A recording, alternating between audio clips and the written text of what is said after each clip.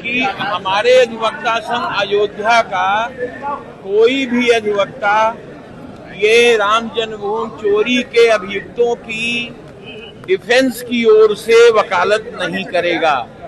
वकालत करने के वकालतनामा दाखिल करने, अब चूंकि भीड़ है तो इसीलिए ले रहे हैं, वकालतनामा दाखिल करने पर प्रत्येक नाम पर प्रमोशन स्वरूप अधिवक्ता संघ को वो 5 लाख रुपए प्रत्येक नाम से वो जमा करेगा। एक पैनल बनाया गया है जिसमें कम से कम 15 अधिवक्ता हैं, वो लोग प्रोसिक्यूशन की पैरवी करेंगे। उसमें तमाम नाम दिए गए हैं। ये कमेटी समेत 12 अन्य लोगों को शामिल किया गया है कि वो श्री चंपत राय, श्री गोपाल राव और श्री अनिल मिश्रा के विरुद्ध 173 में पहले तो वो एप्लीकेशन देंगे कि मुकदमा दर्ज किया जाए। अगर नहीं दर्ज होता है तो 173 में वो दाखिल करके इन तीनों के खिलाफ मुकदमा दर्ज कराएंगे। मुकदमे के दौरान ये तीनों लोग जो मूल रूप से, जैसा कि अधिवक्ताओं ने बताया है, अगर अपराधी हैं नहीं हैं, फिर भी उनको शासन को पत्र लिखा जाएगा कि इनको अयोध्या छोड़ने की अनुमति न दी जाए। आगे चल के ये है कि एसआईटी जांच से लोग संतुष्ट नहीं हैं, सेंट्रल को पत्र लिखा जाएगा कि सीबीआई जांच कराएं। इलाहाबाद में याचिका में जो निर्णय आज होना है, वो निर्णय होने पर यदि सीबीआई की जांच नहीं हुई या आदेश नहीं हुआ तो फिर अधिवक्ता संघ एक याचिका माननीय सर्वोच्च न्यायालय में प्रस्तुत करेगा जिसमें सीबीआई जांच की वो मांग करेगा, जिससे सही अभियुक्तों का खुलासा हो पावे। यहाँ तक कि और जहाँ तक कार्यवाहियां जो कमेटी गठित की गई है, जो भी आवश्यकता राम जन्मभूमि में पहले से और तमाम जगह पर चोरी और ठगी हुई है, उसकी भी जांच के लिए शासन को पत्र लिखेगा। यही तय किया गया है। इसी के साथ आज की कार्यवाही समाप्त की आगे के न्यायालय में जाएंगे तो ये कमेटी आगे के न्यायालय में भी कार्यवाही करेगी। उनके खिलाफ जो भी प्रोसिक्यूशन की ओर से करने की आवश्यकता होगी वो संघ अपने खर्चे से यही कमेटी को दे करके पैरवी कराएगा। माननीय सर्वोच्च न्यायालय तक अधिवक्ता संघ अयोध्या जाएंगे।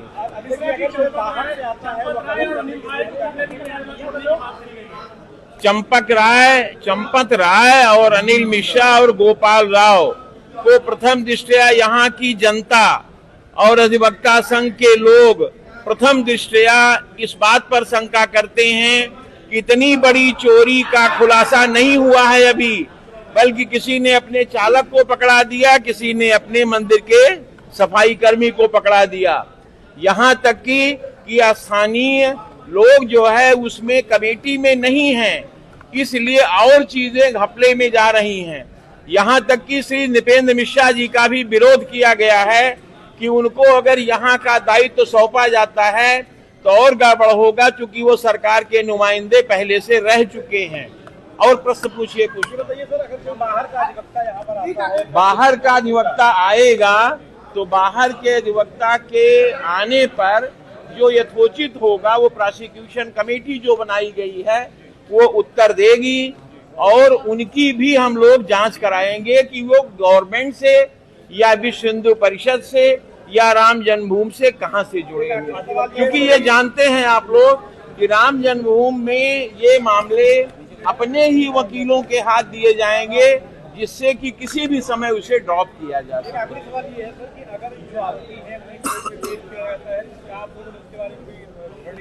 नहीं, कोर्ट पर पेश किया जाता है तो ये मैटर अंडरस्टूड है, जो जनता कहेगी वो किया जाएगा। जनता का मतलब वकील प्लस यहाँ अयोध्या वासियों से चर्चा को सुनिए कि चंपत राय, ये गोपाल राव और अनिल मिश्रा के बारे में उन लोगों की क्या धारणा है, सुन करके भी इसमें जोर दीजिएगा कि लोग जगह जगह पर, फुटपाथ पर, स्टेशन पर, तहसील में, हर जगह एक बात की चर्चा है कि मंदिर में पैसा ना दो क्योंकि वहाँ चोरी हो जाती, वही के लोग खा जाते। अधिवक्ता संघ क्या मान चुका है कि चंपत राय दोषी है? अधिवक्ता संघ प्रथम दृष्टया इस बात पे सहमत नहीं है कि जो अभियुक्त बनाए गए हैं वो अभियुक्त हैं भी कि नहीं है, इनके पीछे कौन है, ये एक जांच का विषय है जिसको कि सेंट्रल की फोर्स सीबीआई तय करेगी। अगर एसआईटी का गठन ना हुआ होता तो शायद सीबीआई अगर जांच की होती तो स्थिति आज और भी क्लियर होती, लेकिन चूंकि स्टेट ने इसलिए एसआईटी गठन तुरंत कर दिया कि ये सेंट्रल के हाथ में न जाने पाए। आरोपियों के लिए फिर पैरवी करेगी, आरोपियों के लिए विरोध में पैरवी करेंगे।